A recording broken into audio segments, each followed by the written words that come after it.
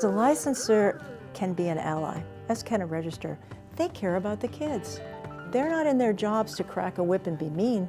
They're in the jobs because they want our programs to be safe, they want our programs to be healthy, they want our programs to be creative, and they want our programs to comply with the standards that the legislators have set for a certain reason.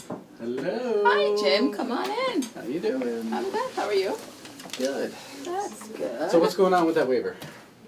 The waiver for our program is not shy about reaching out. We will email, we will call, we will invite you over because we want not just for the licensor to know who the director is. The staff all know Jim. Jim comes in now, it's like, hey Jim, Jim's here, hey Jim. Because they need to feel as comfortable with him because they can also call him.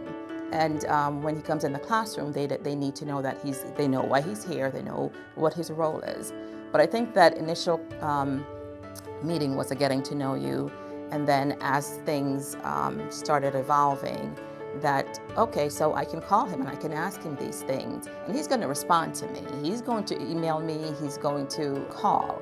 And with Jim, I email, I call, and I tend not to leave the voicemail. So we've had that conversation, Sharon, leave a voicemail. So I've gotten better at that, because if he's in the field, he may not check an email, but he'll check his voicemail. So we've had those conversations.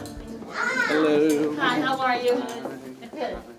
Transparency, I found, it breeds trust, and trust is needed to have a healthy professional relationship, which is the goal. We're going to have a professional relationship.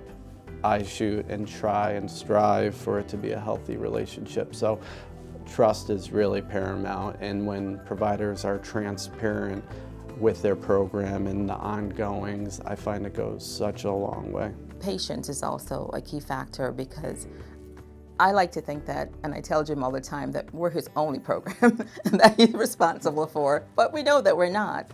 So there are times he just cannot get back to us because he's so busy, and understanding that if he doesn't get back to me right away, there's a reason, and I have to be patient and know that I'm going to get that answer. And I know that if it's urgent, then I can reach out elsewhere. Yes, and we always make that clear. If there's something that's pertinent and time sensitive, don't wait for me. Pick up the phone, call the main number, talk to a licensor, talk to a supervisor, and we'll get that addressed.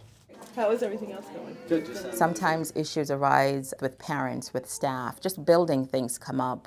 And sometimes regulations change, and we want to make sure that, are we understanding this the right way? So we call for a variety of things just to make sure that, okay, are we understanding it the way it should be, the way it was meant to be understood? Do we need to change what we're doing, or are we doing the right thing already? So we use him as a resource for that all the time. In the calling, getting a hold of me, or if I'm not there, another licensor is vitally important. I think it's the most important thing to have a ongoing relationship, to communicate effectively and efficiently, to ask questions so that we can really direct them to the resources that are available.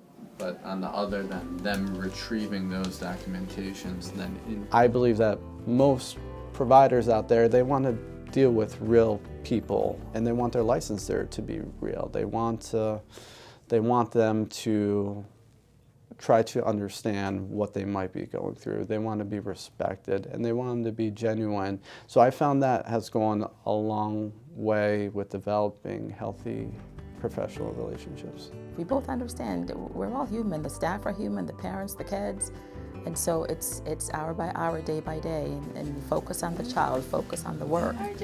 It was good to see you. I'll talk to you soon. Congrats on the baby. Take Thank you. care. Bye.